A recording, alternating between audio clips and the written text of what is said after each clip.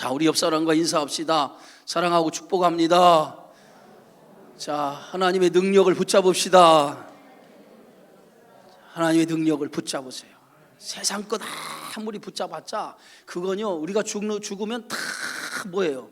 아무것도 아니야. 아무것도 아니야. 아무것도 아니에요. 아무것도 아닙니다. 예? 세상 것 아무리 가져봤자 그거 소용없어요. 우리가 세상 것 가지고 살아가는 거 아니에요. 우리는 영원한 것을 소유한 사람이에요. 영원한 것을 소유했기 때문에 영원한 것, 그것을 믿음으로 바라보고 그 믿음이 나를 붙들고 나를 이끌어가는 힘이 돼야 돼요.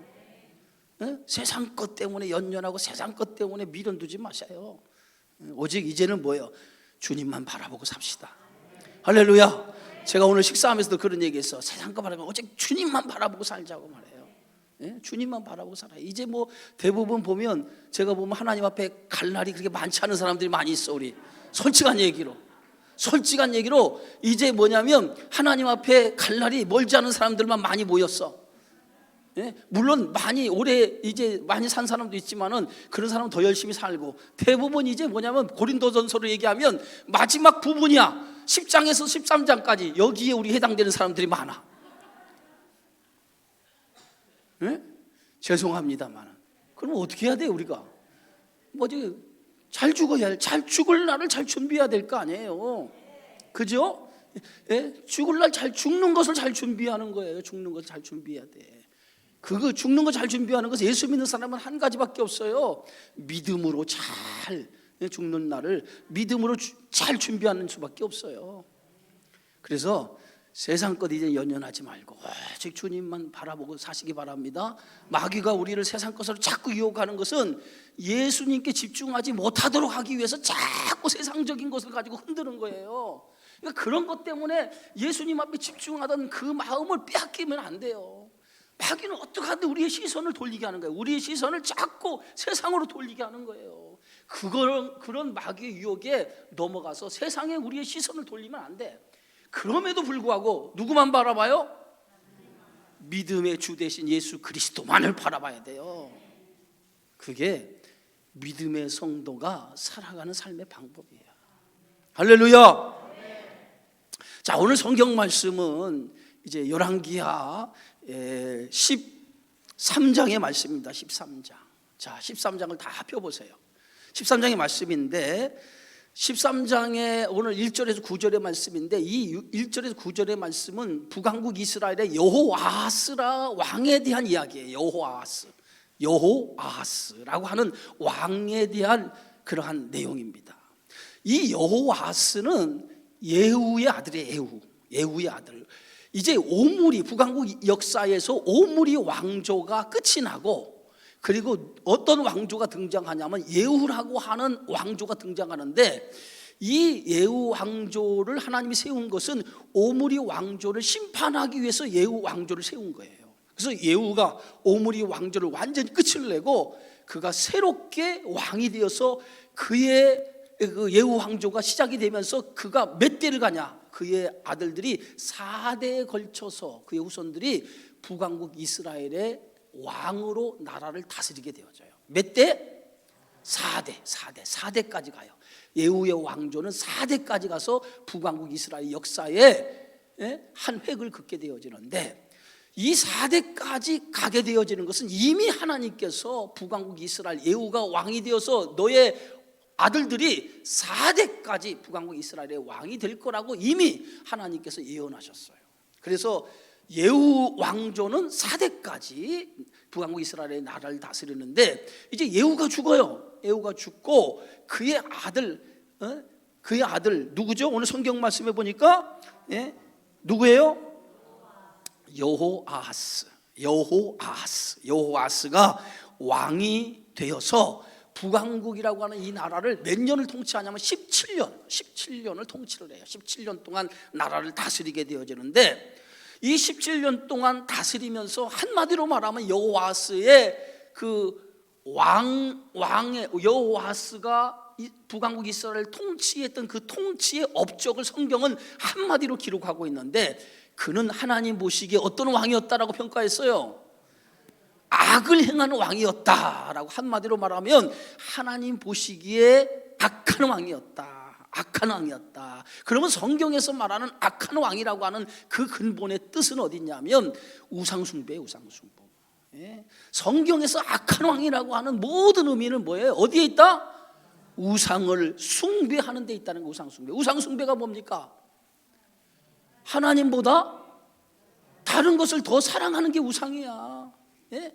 하나님을 사랑해야 되는데 하나님보다 물질을 사랑하면 그게 물질이 뭐예요? 우상이에요. 하나님보다 세상을 사랑하면 세상이 뭐예요? 우상인 거예요. 하나님보다도 내 자식을 사랑하면 그게 뭐예요? 여러분들이 별로 얘기 안 하네. 예? 하나님보다 더 사랑하는 것, 하나님보다 다른 것을 더 사랑하면 그것이 우상이란 말이에요. 예? 그러니까 우상은 다른 거 아니에요. 하나님을 사랑해야 되는데 하나님을 사랑하지 아니하고 다른 것을 더 사랑하는 거예요. 그래서 하나님은 어떤 하나님이라고 성경에 말하고 있냐면 나는 질투하는 하나님이라. 질투하는 하나님. 질투한다라고 하는 것은 반대로 얘기하면 하나님이 나를 뭐 한다는 거야? 사랑한다는 거예요. 사랑한다는 거. 어떻게 사랑해? 어떻게 사랑해요? 뜨겁게 많이 사랑한다는 거예요. 하나님이 나를 사랑하는데 많이 뜨겁게 사랑한다는 거예요. 그래서 사랑이 깊으면 깊을수록 뭐가 심해져? 질투가 심해. 질투가 많아지는 거예요. 남편이 나를 질투하는 것은 뭐예요? 뭐 때문에요?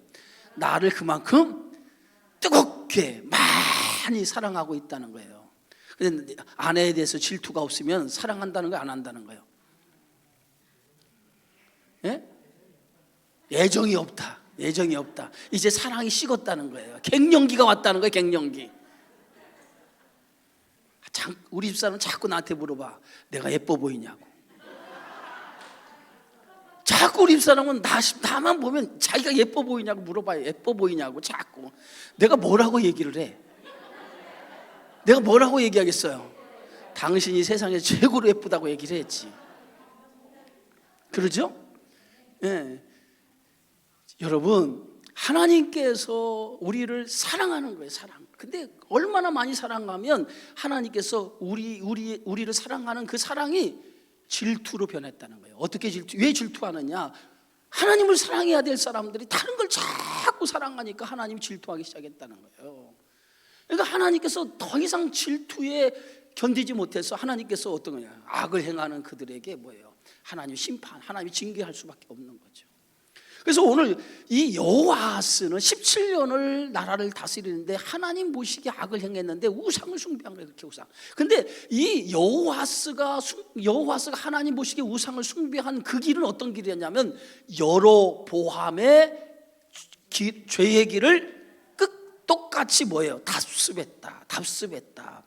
여로보암의 길로 걸어갔다는 거예요. 여로보암의 길로 걸어갔다는 거예요. 여로보암이 행한 그 길을 똑같이 걸어갔다는 거예요. 그것이 뭐냐면 오늘 여호아스가 하나님 보시기에 악을 행한 일이에요. 그래서 성경은 뭐라고 써 있습니까? 오늘 2절 말씀, 13장 2절 말씀 우리 다 같이 한번 읽어봅시다. 시작.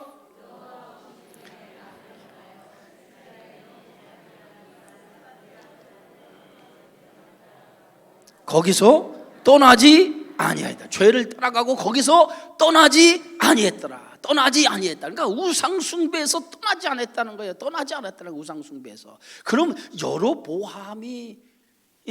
여로보암이 지은 그 죄, 그 길을 따라갔다고 하는데 여로보암의 죄가 뭐예요? 세 가지. 여로보암의 지은 죄가 세 가지예요. 제가 새벽에도 열왕기상을 우리가 매일 한 장씩 읽어서 나가고 있는데 새벽에 나온 사람들 여로보암이 지은 죄가 어떤 죄인가 잘 알고 있어요.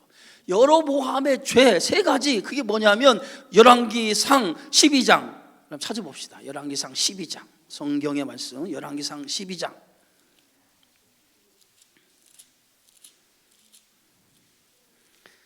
자 26절에서부터 33절입니다. 26절에서 25절부터 한번 3절까지 우리 한번 다 같이 한번 읽어볼까요? 천천히 시작. 여로보암이 에브람 산지에 세겜을 건축하고 거기서 살며 또 거기서 나가서 분회를 건축하고 그의 마음에 스스로 이르기를 나라가 이제 다윗의 집으로 돌아가리로다. 만일 이 백성이 예루살렘에 있는 여호와의 성전에 제사를 드리고 자 하여 올라가면 이 백성의 마음이 유다 왕 된 그들의 주 르호보암에게로 돌아가서 나를 죽이고 유다의 왕 르호보암에게로 돌아가리로다 하고, 이에 계획하고 두 금송아지를 만들고 무리에게 말하기를 너희가 다시는 예루살렘에 올라갈 것이 없도다. 이스라엘아, 이는 너희를 애굽 땅에서 인도하여 올린 너희의 신들이라 하고 하나는 베델에 두고 하나는 단에 둔지라. 이 일이 죄가 되었으니 이는 백성들이 단까지 가서 그 하나에게 경배함이더라. 그가 또 산당들을 짓고 네 자손이 아닌 보통 백성으로 제사장을 삼고 여덟째 달 곧 그 달 15째 날로 절기를 정하여 유다의 절기와 비슷하게 하고 제단에 올라가되 베델에서 그와 같이 행하여 그가 만든 송아지에게 제사를 드렸으며 그가 지은 산당의 제사장들을 베델에서 세웠더라. 아멘. 여러분 보세요. 여로보암의 죄가 뭐냐면, 이제 여로보암은 이제 이스라엘 나라 통일 왕국에서 나라가 분열이 됩니다. 그 분열의 원인을 제공한 사람이 누구냐면 솔로몬이에요. 솔로몬이 많은 여인을 아내로 두어서 그 아내로 둔 것이 계기가 되어서 결국 솔로몬이 이제 죽고 난 다음에 이제 원로들이 솔로몬을 찾아오죠. 찾아와 가지고 이제 좀 백성들을 편안하게 정치를 좀 해줬으면 좋겠다라고 제안을 합니다. 지금까지는 뭐 솔로몬 시대에 성전도 건축하고 왕궁도 건축하고 그리고 건축하는 일들 때문에 무려 20년이나 시간 동안 솔로몬 통치의 반절을 이 건축하는 일에 보냈어요. 그러니까 건축을 하다 보면 돈도 많이 들어가고 사람들도 많이 동원이 되고 하니까 상당히 어려운 시절을 보냈어요. 물론 솔로몬 시대 굉장히 부강한 그러한 시대를 구간했지만, 그러니까 원로들의 입장에서는 보다 더 이제는 편안한 그러한 정치를 좀 해줬으면 좋겠다라고 솔로몬이 죽자마자 그의 아들 르호보암에게 그렇게 부탁을 합니다. 그랬더니 르호보암이 원로들에게 조금만 기다리십시오. 내가 다른 사람의 의견을 좀 들어보겠습니다. 그렇게 한 거예요. 그래서 젊은 자기 또래와 비슷한 젊은 사람들의 의견을 들어봤더니 그 의견이 뭐 어떤 의견이냐면 노인들의 정반대 의견이었어요. 더 강력한 그러한 정치를 펴야만이 나라가 하나가 되고 더 부강해질 수 있습니다. 그렇게 얘기를 한 거예요. 그랬더니 이 르호보암이 어떤 정책을 선택을 하냐면 노인들이 얘기하는 편안한 정치, 행복한 백성들을 좀 행복하게 해달라고 하는 그 말에 귀담아 듣지 아니하고 젊은 사람들이 얘기한 건 더 강력한 정치를 해달라고 하는 거기 말에 긍정을 해요. 그래서 그들의 말을 듣고 나라를 통치하기 시작하니까 더 이상 이 나라에 소망이 없다라고 생각한 사람들이 나라를 나누기 시작을 해요.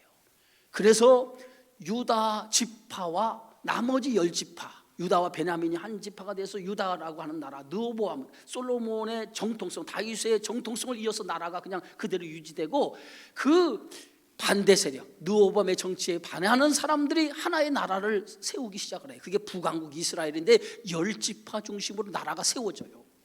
그 나라가 세워질 때 초대 왕으로 누굴 세우냐면 여로보암이라고 하는 사람을 왕으로 세운 거예요. 근데 여로보암이 왕이 되면서 어떤 일이 있느냐면, 이제 절기가 되면, 이스라엘 백성은 절기가 되면 매년 3차례 한 번씩 어디에 하나님의 성전이 있는 곳에 가서 절기를 드리도록 되어져 있어요. 그러니까 절기가 되면은 그 북왕국에 살던 사람들이 절기를 지키기 위해서 어디로 와야 돼? 남왕국에 있는 솔로몬 성전, 여기를 찾아가서 하나님 앞에 제사를 드려야 되거든요. 그러니까 여로보암 입장에서는 절기를 지키려고 하나님 앞에 가서 제사를 드리려고 많은 사람들이 성전을 찾아가면 자칫 잘못하면 르호보암에게 마음을 빼앗길 수 있다는 거예요. 그래서 르호보암에게 마음을 빼앗기면 정치적인 위기가 찾아올 수 있을 거 아니에요. 그래서 여로보암이 하나의 기회를 낸 게 뭐냐면, 저 북쪽의 단이라고 하는 것과 저 그 남쪽, 그러니까 유다의 경계선 쪽 남쪽의 베델이라고 하는 이 두 곳에다가 뭘 세워요? 제단을 세워요. 제단을 세워놓고 그 제단에다가 금송아지를 만들어 놓은 거예요. 그러면서 금송아지를 만들어 놓고 이것이 너희를 애굽에서 인도하는 신 여호와 하나님이라고 그들이 그렇게 명명을 하고, 이제는 솔로몬 성전에 가지 않고 이 베델과 단에서 하나님 앞에 제사 드릴다, 절기를 지킬 수 있다라고 얘기하는 거예요. 이것이 르호보암이 하나님이 싫어하시는 우상을 만들어 놓고 그 우상의 단에다가 절하도록 만든 첫 번째 죄악이었어요. 두 번째 여로보암이 하나님 앞에 지은 죄는 뭐냐면, 그러면은 하나님 앞에 제사를 드리기 위해서는 반드시 어떤 사람이 필요하냐면 제사에 필요한 제사를 드리도록 제사장이 필요하고, 모든 제사를 관리하는, 모든 성전을 관리하는 사람이 필요해요. 그게 누굽니까? 이미 이스라엘 백성들은 뇌이지파 안에서 제사장이 나오고 뇌이지파가 성전 안에 모든 일을 봉사하도록 만들었어요. 그런데 여로보암이 레위인들을 세우지 아니하고 일반 백성을 제사장으로 세우고 하나님의 제단을 돌보는 사람들로 세운 거예요. 이것도 또 하나님 말씀 앞에 뭐예요? 정면으로 배치된 거예요. 세 번째는 이스라엘 백성들은 절기 지키는 날짜가 있어요. 절기 지키는 날짜가 있는데 그 절기 지키는 날짜를 자기 임의대로 절기 지키는 날짜를 정해서 그 날짜에 절기를 지키도록 한 거예요. 그리고 오늘 성경의 말씀에 보면 그가 그런 자기가 세운 그 제단에 늘 분향하는, 산당을 짓고 분향하는 일들을 행하게 되어진 거예요.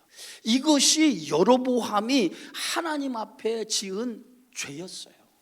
그런데 이 죄를 오늘 여호와스가 그대로, 여로보암이 하나님 앞에 지은 이 죄를 그대로 누가 쫓아가요?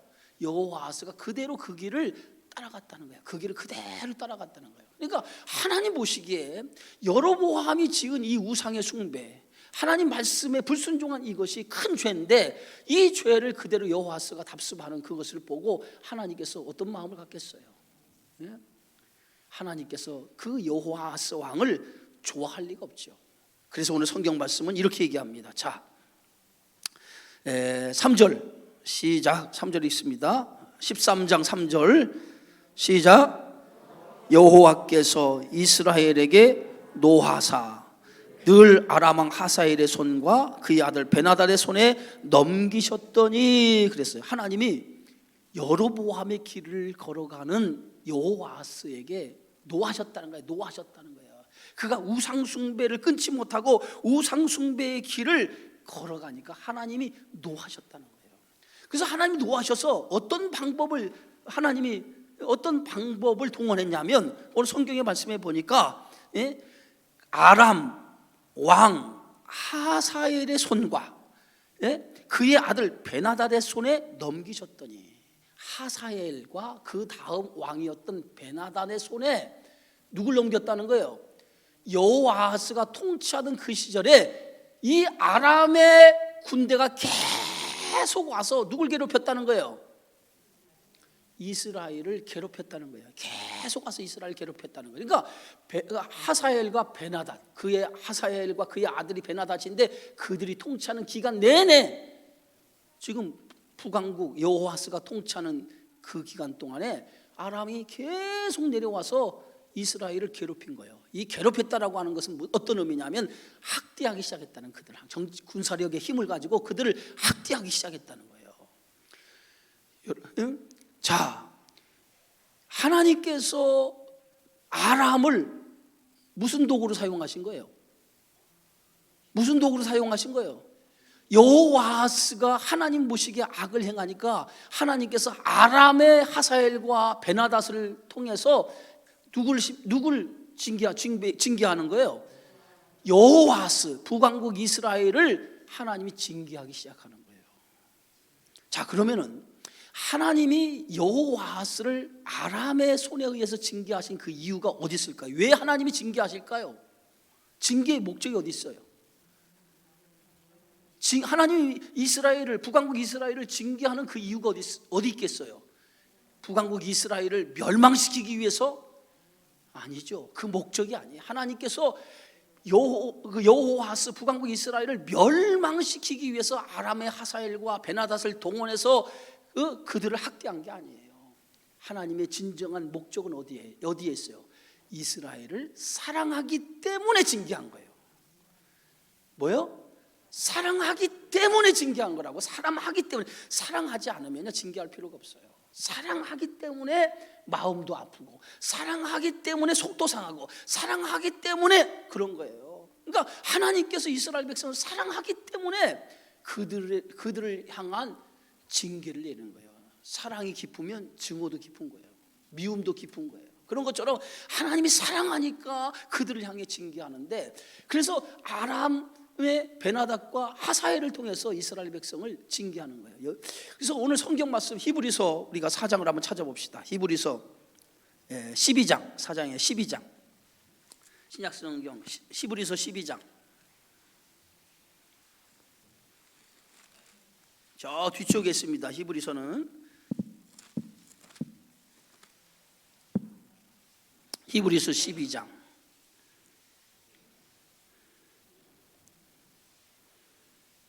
자, 5절부터 읽어봅시다. 시작. 5절에서부터 8절까지. 자, 한번 다 같이 한번 읽어봅시다. 히브리서 12장 5절 시작. 또 아들들에게 권하는 것 같이 너희에게 권면하신 말씀도 잊었도다. 일렀으되 내 아들아, 주의 징계하심을 경히 여기지 말며 그에게 꾸지람을 받을 때에 낙심하지 말라. 주께서 그 사랑하시는 자를 징계하시고 그가 받아들이시는 아들마다 채찍질하심이라. 보세요. 오늘 성경의 말씀 보니까 주의 징계하심을 경히 여기지 말며 그에게 꾸지람을 받을 때에 낙심하지 말라. 주께서 그 사랑하시는 자를 뭐 한다고? 징계한다. 징계를 왜 하냐? 사랑하기 때문에 징계한다는 거예요. 징계할 때 낙심하지 말고 경히 여기지 말라는 거예요. 사랑하기 때문에 징계한다는 거예요. 그래서 오늘 뭐예요? 그 다음에 성경 말씀, 자 7절. 너희가 참음은 징계를 받기 위함이라. 하나님이 아들과 같이 너희를 대우하시나니 어찌 아버지가 징계하지 않는 아들이 있으리요. 징계하는 이유는 너희가 하나님의 뭐요? 자녀이기 때문에 징계한다는 거예요. 하나님의 자녀이기 때문에 하나님이 징계를 내리는 거지, 하나님의 자녀가 아니라면 징계할 필요가 없다는 거예요. 그래서 마지막 8절 시작. 징계는 다 받는 것이거늘 너희에게 없으면 사생자요 친아들이 아니니라. 결국은 이스라엘 백성을 징계하는 그 근본의 이유는 어디 있냐면 그들을 뭐 하기 때문에? 사랑하기 때문에 징계한다는 거예요. 여기서 뭐냐면 여기서 말하는 이 징계라고 하는 이 단어가 하는 뜻은 헬라어에 보면 파이데이안이 아니라 파이데이안이라고 하는 말인데, 이게 뭐냐면 하나님의 자녀로 만들어 간다는 뜻을 가지고 있어요. 자녀를 만드는 과정이라고 얘기했어요. 하나님의 자녀를 만들기 위해서 징계를 준다는 거예요. 하나님의 자녀로 만들기 위한 과정으로 징계를 준다는 거예요. 그러니까 이스라엘 백성들에게 오늘 이 아람의 베나닥과 하사엘을 통해서 이스라엘 백성들에게 고통을 안겨다 준 것은 그들을 사랑하시기 때문에, 그들을 하나님의 자녀로 뭐 하는 거예요? 만드는 훈련의 과정이라는 거예요. 할렐루야. 그러니까 우리가 때로는 우리의 삶에 고난이 있고 어려움이 있어요. 때로는 우리가 고난도 있고 힘든 그런 문제가 있을 때가 있어요. 그럴 때 우리는 그것이 뭐요? 하나님이 나를 사랑하기 때문에 고난을 줄 수 있다는 거예요. 그것은 뭐냐? 그 고난은 뭐예요? 나를 하나님의 자녀로 뭐 하는 훈련? 만들어가 정말 하나님의 자녀로 만드는 훈련 가운데 때로는 고난을 주실 때도 있다는 거예요. 그래서 징계가 없으면 하나님의 참 아들이 아니라는 거예요. 그러니까 이스라엘 백성에게 내린 징계는 지금 저들을 미워서 내리는 게 아니에요. 저들을 뭐요? 하나님의 자녀로 만들어 가기 위해서 저들의 잘못된 신앙을 고쳐서 저들을 바로 하나님의 온전한 사람으로 세우기 위해서 하나님께서 아람의 손에 이스라엘을 뭐 한 거예요? 붙이신 거예요. 이스라엘을 붙이신 거예요. 그래서 그 하사엘과 베나닥 그때 그 긴 기간 동안 계속 이스라엘이 학대를 받은 거예요. 고통 속에 살아가게 만든 거예요. 너무 고통 속에 살아가게 되어지니까 그제사 오늘 4절 시작. 13장 4절 함께 읽습니다. 시작. 아람 왕이 이스라엘을 학대함으로, 학대한다는 것은 매일 그들을 고통 속에 내몰았다는 거예요. 학대라고 하는 것이 한 번 학대한 것이 아니에요. 그들이 계속 아람 군대에 의해서 지속적으로 그들이 고통 속에 살게 되어졌다는 거예요. 지속적으로 고통 속에 살게 되어지니까 얼마나 힘들어요. 그러니까 하나님께서, 그 다음에 읽어보세요. 여호아하스가 여호와께 간구하매 여호와께서 들으셨으니 이는 그들이 학대 받음을 보셨더라. 학대 받았음을 보셨다 그래요. 보셨다. 이게 보셨다라고 하는 것은 어떤 의미를 가져갔냐면 이게 구원의, 하나님의 우리를 긍휼히 여겨 주시는 그러한 말씀이에요. 그래서 성경 예수님께서 그들의 아픔을 보시고 그들을 불쌍히 여기셨다라고 하는 건 뭐냐? 그들을 보시고 불쌍히 여기셨다는 것이 우리 복음서에 보면 예수님이 그 나병 환자 그리고 뭐요 여러 그 소경된 자 이런 사람들을 보셨다는 거예요. 이 보셨다는 것이 뭐예요? 그들을 불쌍히 여기셨다는 거예요. 그러니까 여기서 보셨다라고 하는 것은 뭐예요? 그들을 구원하려고 하시는 하나님의 구원의 행동을 이렇게 얘기하는 거예요. 보셨다. 뭘 봐요? 그들의 고통, 그들의 아픔, 그들이 가지고 있는 괴로움, 이걸 하나님이 뭐예요? 보셨다는 거예요. 보셨다는 거예요. 그 보셨다. 하나님이 긍휼히 여겨주셨다는 거예요. 여러분, 하나님이 긍휼히 여겨주시면 문제가 해결돼요. 할렐루야. 하나님이 긍휼히 여겨주시면 문제가 뭐라고요? 해결되는 거예요. 그래서 여러분 기도할 때마다 하나님 나를 긍휼히 여겨주세요. 기도하면 하나님이 여러분을 긍휼히 여겨주시면 문제는 끝난 거예요. 믿으시기 바랍니다. 그래서 하나님의 기도할 때 하나님 나를 긍휼히 여겨주세요. 네? 나를 긍휼히 여겨주세요. 이렇게 기도하시면 돼요. 긍휼히 여기시려고 뭐 구구절절히 얘기하는 것도 좋지만 하나님 나를 긍휼히, 긍휼히가 뭐예요? 불쌍히 여겨달라는 거예요. 불쌍히 여겨달라는 거예요. 불쌍히 여겨달라는 거예요. 그렇게 기도하면 하나님이 나를 긍휼히 여겨주시면 모든 문제가 해결되는 거예요. 그러니까 오늘 이 여호아하스가 하나님 앞에 기도하는 거예요. 하나님 긍휼히 여겨주시기 바랍니다. 불쌍히, 우리가 지금 그 아람에 의해서 계속 학대를 받고 있는데 하나님 긍휼히 여겨달라고 하나님 앞에 기도하는 거예요. 그랬더니 하나님께서 그들의 그 여호아스가 간구하는 그것을 어떻게 했어요? 학대를 보셨다는 거. 학대를 보셨다는 것은 하나님이 긍휼히 여겨 주셨다는 거예요. 할렐루야. 자, 시편의 34절에 보면 이 공고한 자가 부르짖음에 여호와께서 들으시고 그의 모든 환난에서 구원하셨다. 공고한 자가 부르짖을 때 여호와께서 환난에서 그를 건져주셨다는 거예요. 부르짖으면, 공고한 중에 하나님의 부르짖으면 하나님께서 여러분을 돌아보시는 줄 믿습니다. 너희가 나를 찾고 찾으면 만나리라. 할렐루야. 여호와를 찾아야 돼요. 찾으시기 바랍니다. 하나님을 찾으시기 바랍니다. 여호와를 가까이 하는 자가 뭐가 있다고 그랬어요? 복이 있다고 그랬어요. 나를 가까이 하면 복이 있다고 그랬어요. 여호와를 가까이 해야 돼요. 여호와를 찾아야 돼요. 여러분 늘 하나님 앞에 찾으시기 바랍니다. 두드리라 그리하면 열리리라. 찾으면 찾으리라. 아멘. 성도는 구하고 찾고 두드려야 돼요. 자꾸 구하고 찾고 두드려야 돼요. 구하고 찾고 두드리시기를 주의 이름으로 축원합니다. 그냥 가만히 있으면 안 돼. 하나님 앞에 구하고 찾고 두드리는 신앙이 있어야 돼. 그런 신앙이 있을 때에 여러분의 삶이 하나님께서 인도해 주시는 줄 믿습니다. 한 주간 살아갈 때도 여러분 그냥 뭐 하나님 되는 대로 살게 해달라고 이렇게 기도하지 마시고 하나님 앞에 구하세요. 자꾸 이 한 주간도 여러분의 계획을 놓고 구하시고 여러분의 모든 인생의 그런 모든 길을 위해서 기도하시면 하나님께서 그 길을 어떻게 해요? 열어주시는 거예요. 나의 길을 여호와께 맡기라. 할렐루야. 시편 36편. 나의 길을, 너의 길을 여호와께 맡기라. 맡기세요. 맡기시기를 주의 이름으로 축원합니다. 여러분의 지혜로, 여러분의 명철로, 여러분의 실력으로, 여러분의 힘으로 해결하려고 하지 마시고 하나님 나를 긍휼히 여겨주세요. 하나님 나를 불쌍히 여겨주세요. 하나님 나를 도와주세요. 그래야 돼요. 여러분 내 실력 의지하지 말고 말해요. 네? 하나님 의지하세요. 하나님 의지해야 하나님께서 피할 길도 주시고 하나님께서 그 길에 답을 주시고 그 길을 인도해 주시는 거예요. 여호와만이 나의 뭐예요? 길이에요. 믿으시기 바랍니다. 믿으시기 바랍니다. 하나님께서 여호아하스의 기도를 어떻게 했어요? 오늘 들으셨다고 그랬어요. 들으셔서 하나님이 어떤 방법을 취합니까? 오늘 5절입니다. 함께 있습니다. 시작.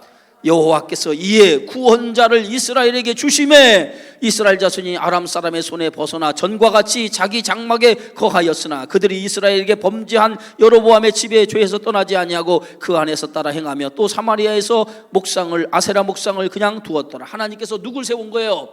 그 여호와스가 너무 힘들고 어려우니까 불쌍히들 하나님께 구하니까 하나님께 구원자를 주셨다. 이 구원자가 누굽니까? 오늘 성경에는 이 구원자가 누군지를 나와 있지 않아요.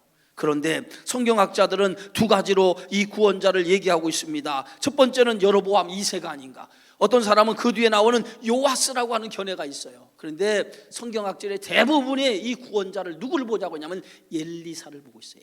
엘리사 능력의 종 엘리사가 구원자일 것이다 라고 보고 있어요.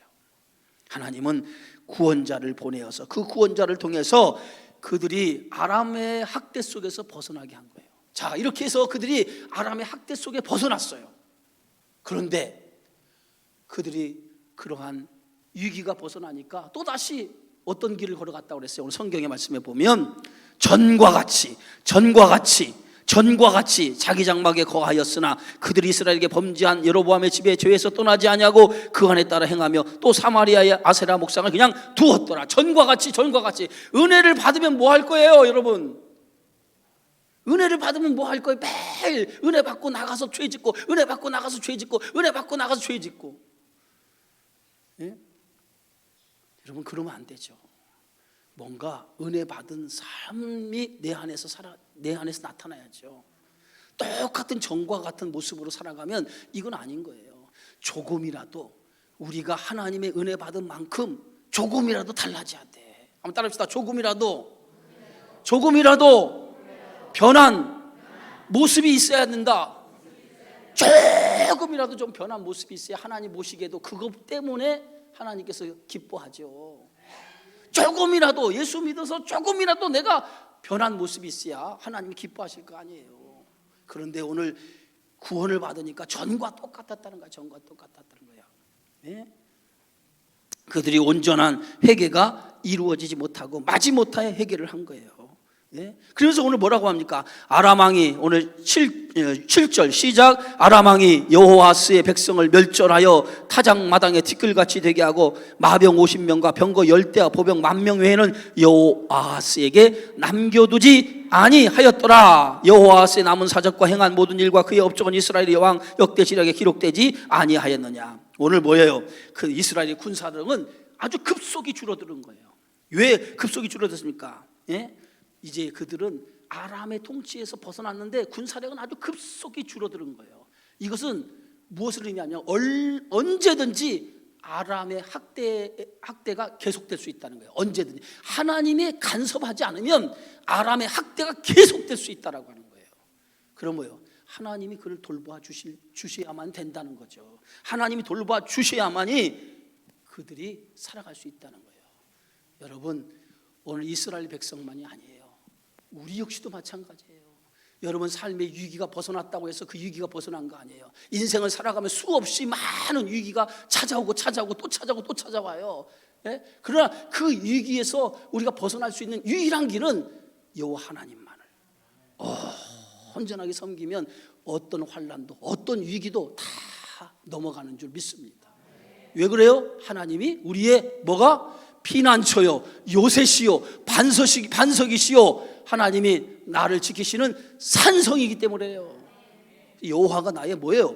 구원자이시기 때문에. 할렐루야, 믿으시기 바랍니다. 하나님이 나의 구원자이기 때문에 어떤 어려움이 있더라도 하나님만 믿으면 그 능력으로 모든 걸 이길 수 있는 거예요.